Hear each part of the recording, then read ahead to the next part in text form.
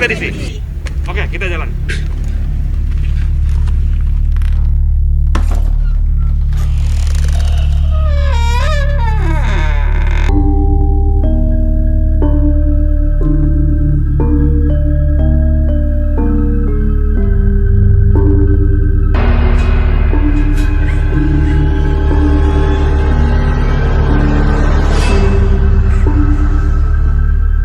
Sahabat Ekspedisi Sultan, Assalamualaikum warahmatullahi wabarakatuh. Waalaikumsalam warahmatullahi wabarakatuh. Ini adalah edisi kita yang perdana sekali ya, mengawali Ekspedisi Sultan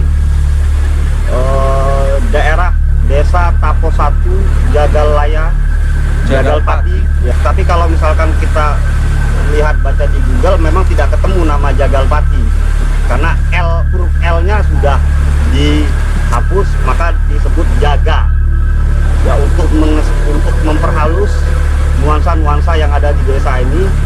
Kesannya memang jagal, tetapi memang ada rangkaian-rangkaian peristiwa yang sangat dramatis yang pernah terjadi di daerah ini, khususnya seperti yang kita saksikan adalah di daerah Dam ini. Daerah Dam ini memang daerah tempat wisata, tetapi sesungguhnya tadi pada waktu perjalanannya saja itu sudah menyimpan aura yang sangat kuat, energi yang sangat kuat.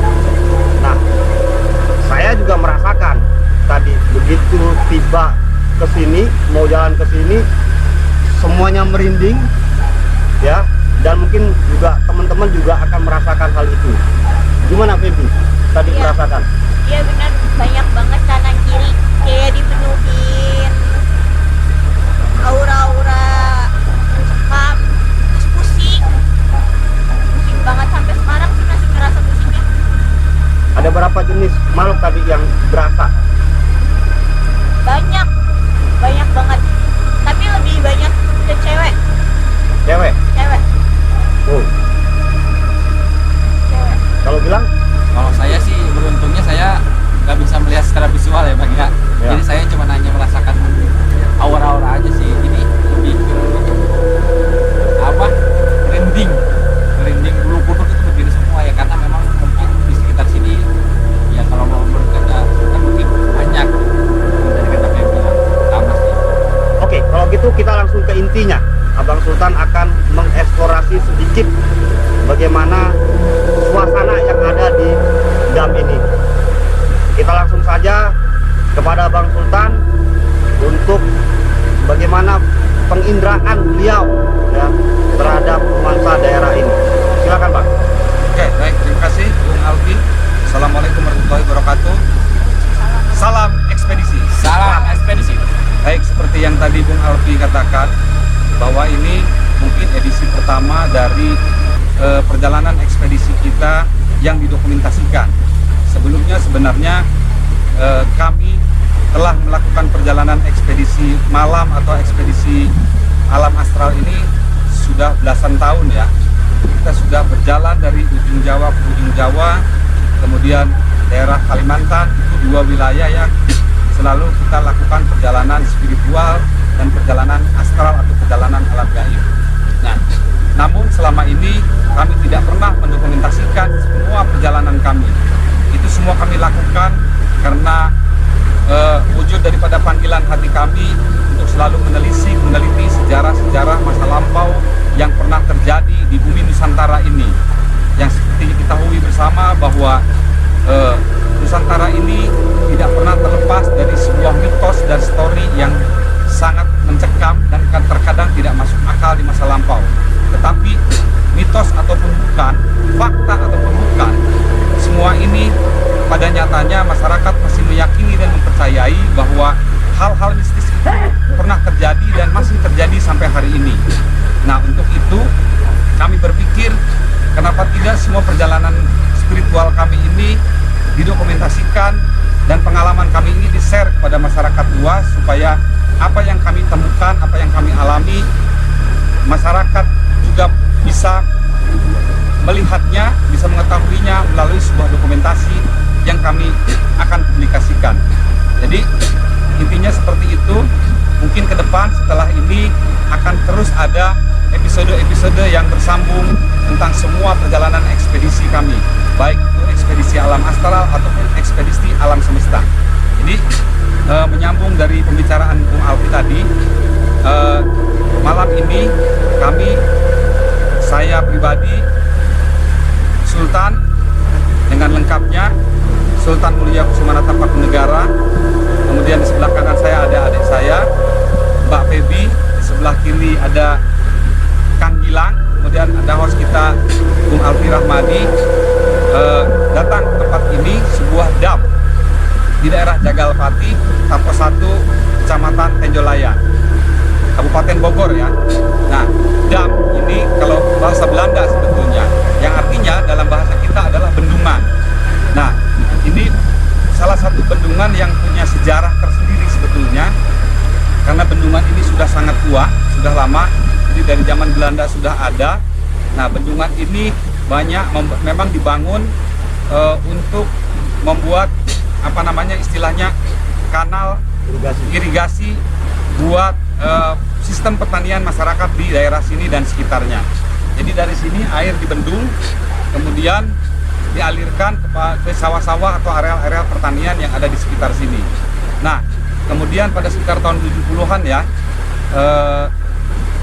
bendungan ini direvitalisasi pada zaman Presiden Soeharto, sehingga sudah agak sedikit modern, tetapi tidak menghilangkan arsitek asalnya, hanya direvitalisasi.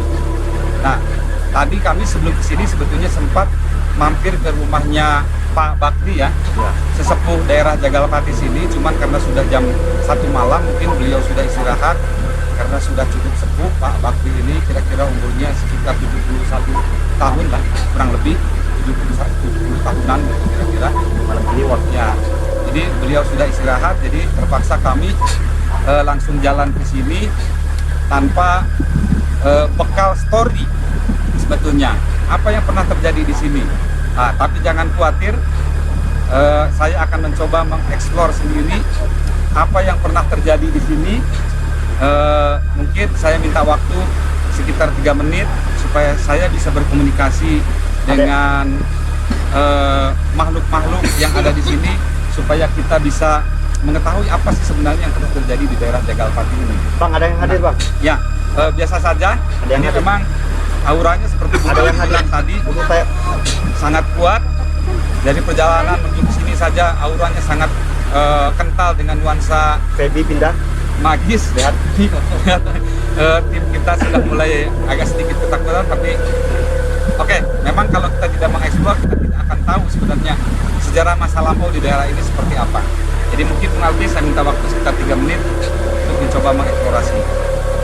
Eksplorasi gaya Bang Sultan, dia akan berkomunikasi dengan meditasi terlebih dulu.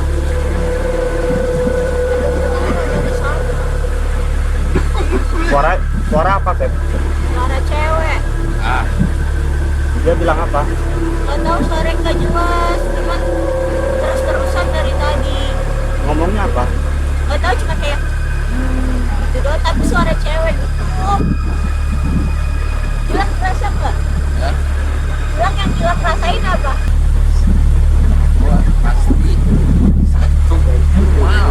Ya, Dan telinga tuh kayak Gilang ini kalau misalkan ada yang merasakan ada aura mistis ya, itu bawaannya pasti mual, dan kita akan saksikan juga pada episode berikutnya juga masih selalu seperti itu. Ini dingin banget. Sekarang pukul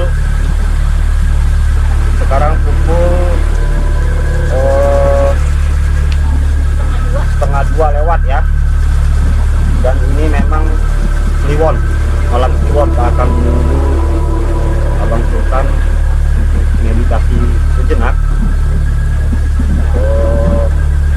bisa berdialog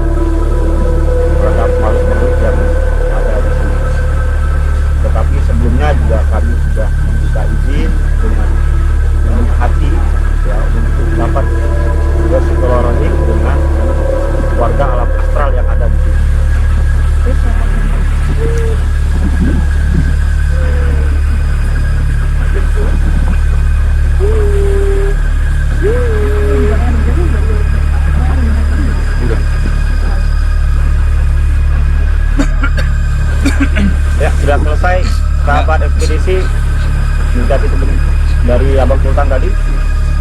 Jadi yang pertama mungkin dari sisi nama ya, kenapa tempat ini disebut Jagal Pati. Jadi memang di tempat ini pernah terjadi pembantaian, penjagalan. Jagal Pati itu pati itu kan mati, kan jagal itu penjagalan. Jadi pernah ada penjagalan pada masa lampau, mungkin korbannya ratusan orang bahkan ribuan orang. Jadi wajar kalau aura di sekitar ini sangat kuat karena banyak yang mati secara penasaran imbas daripada penjagalan tersebut. Itu yang pertama. Yang kedua, memang sepanjang jalan dari sini ke sini karena ini adalah air seperti biasa, bahwa kalau yang namanya air itu kan pasti hantu air, ibu air kebanyakan perempuan, jenis kuntilanak. Itu yang memang kita rasakan semua. Karakteristik hantu air ya, kalau dibilang hantu sebenarnya itu jin.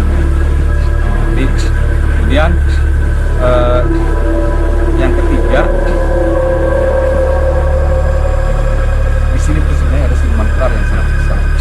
Oh, Ada siluman ular yang sangat besar sekali lah, besar sekali, tapi tidak di daerah sini, di daerah yang tadi kita lewati. Di sana itu kan ada gua. Nah di gua itu memang ada semacam mustika kalau kata orang sini. Ada juga yang menyebutnya berlian, yang kalau pada waktu tertentu sebenarnya dia memancarkan cahaya seperti bulan. Nah, memang dulu para yang mengaku dirinya paranormal atau orang punya kemampuan kebatinan pernah melakukan ritual untuk menangkap mustika tersebut, tapi tidak pernah dapat atau tidak pernah bisa diambil. Kemudian karena mungkin terlalu banyak orang yang mau mengambil mustika itu, maka mustika itu terbang ke daerah yang disebut Kota Genggelang. Nah, ini Kota Genggelang ini sebuah kota alam gaib yang sangat menarik untuk kita eksplor ke depan mungkin ya. Nah, di sana di daerah mungkin tidak jauh dari sini, nanti kita lihat entah itu suatu kapan ada sebuah kota bernama Kota Genggelang. Kota Genggelang ini adalah tempatnya di mana para jin, karena ini kota makhluk gaib ya, makhluk gaib berdiam diri. Nah, jadi si mustika itu karena sering diganggu akan diambil oleh manusia, maka dia terbang ke arah sana masuk. Nah, kemudian ada kejadian juga yang menarik di daerah sana. Dari sini mungkin tidak terlalu jauh lah, itu ada sebuah batu meledak karena itu tabiat manusia mungkin ya, perilaku manusia yang serakah akan mengambil sesuatu lah, kayak harta benda gitu. Tapi karena kemudian meledak, tapi sempat ada yang ngambil lah barang-barang di situ, batuan di situ, ada beberapa orang yang ngambil. Kemudian ada karena ada teror pada saat mereka setelah mengambil batu itu, beberapa orang mengembalikan. Jadi 10 orang salah, 2-3 orang kembalikan. Nah, sisanya yang tidak mengembalikan itu nasib tragis, meninggal dunia. Seperti itu kira-kira kejadian yang di daerah terjadi di daerah Jagalpati ini ya, areal Jagalpati. Tapi memang asal kampung Jagalpati ini karena tempat penjagalan. Jagalpati, akhirnya jagal itu menjaga pembantaian, penjagalan, pati menjaga dan mati. Jadi Jagalpati. Kira-kira itu peristiwa apa itu yang bisa menelan korban ratusan itu?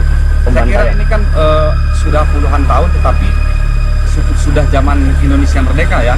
Itu terjadi pada saat itu ada, kalau zaman dulu disebutnya gerombolan. Nah, ada pemberontakan terhadap NKRI di sini. Nah, terjadilah pertempuran sehingga ada prosesi penjagalan. Mungkin DITI ya? Ya, kemungkinan DITI. Kemungkinan DITI. Berupa mustika apa yang diperebutkan Abang Sultan? Di sini ya, di gua di situ ya. Gua yang tadi itu. Katanya konon ini berlian yang sangat besar. Oh ya? Ya. Menurut histori kejadiannya ya, seperti itu. Tapi kebenarannya seperti apa, walau alam sawab ya. Apakah itu berlian benar apa tidak? Tapi memang ada sebuah mustika besar yang diperebutkan orang. Dan itu ya tidak terlalu lama. Mungkin nanti kita bisa coba share mencari warga sini yang masih ada. Kita bisa mempertanyakan benar apa tidak kejadian ini terjadi. Baik. Yang menarik juga yang siluman ular tadi, dan biasanya kontur daerah perairan memang dihuni oleh warga tanda kutip gitu kan, jenisnya perempuan, apa yang disebut dengan kunti itu tadi. Ya. Itu memang kalau untuk di daerah sini berdasarkan penerawangan tadi itu memang dipenuhi itu ya. Ya, dipenuhi memang sebanyak aura-aura alam gaib ya. Tapi bukan alam gaib yang dalam ya, memang banyak ruh-ruh seperti itulah. Tapi yang jelas sebenarnya di sini kan dulu pernah ada rumah itu sudah roboh sekarang. Kalau orang kampung itu nyebutnya mandor air ya, atau mantri pengairan kalau di daerah pedesaan daerah Jawa ini kan. Nah, dulu mantri pengairan atau mandor pengairan ini bertugas untuk mengawasi dan menjaga dam ini, bendungan ini, supaya distribusi air ini selalu terjaga, terdistribusikan dengan baik dan ke area pertanian. Tapi mungkin karena dia tidak tahan dengan aura negatif yang ada di sini, lalu dia keluar. Nah sekarang itu rumahnya tidak punya di bawah. Nanti kita coba lihat apakah rumah masih ada atau tidak. Nah, menurut abang makhluk-makhluk yang ada di sini dengan kehadiran itu gimana bang? Ya mungkin terganggu, tapi kan kita juga kesini hanya sekedar mau eksplor, tidak mengganggu mereka. Iya. Terusik sih sudah pasti, tapi mereka tidak merasa terganggu lah. Kalau kitanya tidak macam-macam, kitanya tidak menyembunyikan diri, kalau kita kesini hanya sekedar mau mengeksplorasi area sini. Ini kan bendungan bersejarah yang punya story cukup panjang, mengairi pesawahan penduduk dibuat pada zaman dahulu yang sekarang masih ada dan masih berfungsi dengan baik. Jadi adapun setelah itu memang ada aura-aura negatif atau aura-aura mistik, ya seperti itulah kearifan lokal yang ada di Nusantara ya. Iya. Selalu ada hal-hal seperti itu yang tidak bisa kita pikirkan. Saya pikir begitu.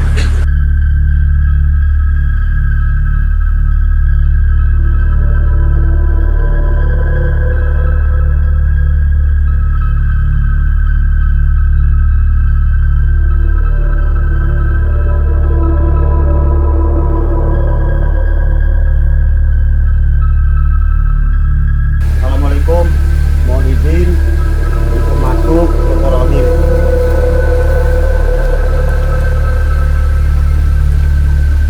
Seperti ini, auranya kuat sekali. Abang Sultan, bang, auranya kuat ini bang. Kita lihat. Kita nggak tahu ini ruang apa, tapi nampaknya sudah lama sekali nggak terisi ya. Dan ini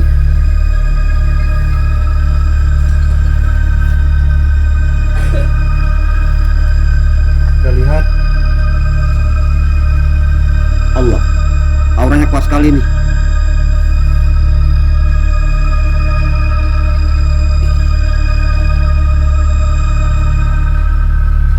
Izin kami masuk sektor Rohim.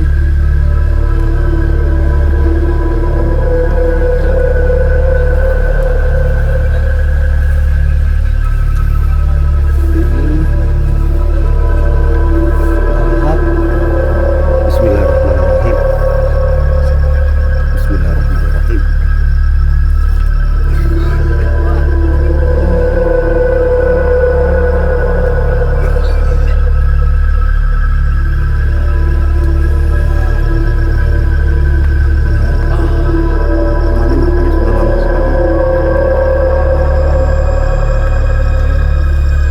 Lihat, Feby menangkap aura sesuatu. Ya, saya juga merasakan ini.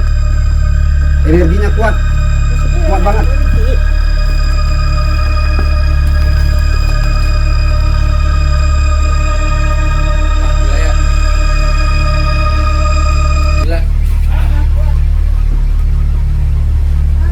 Feby mundur karena tidak kuat dengan auranya.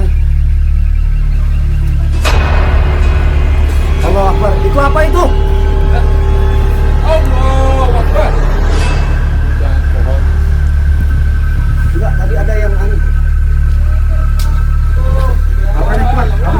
auranya kuat. Abang Sultan, bisa dibaca atau diterawang apa yang ada di rumah ini?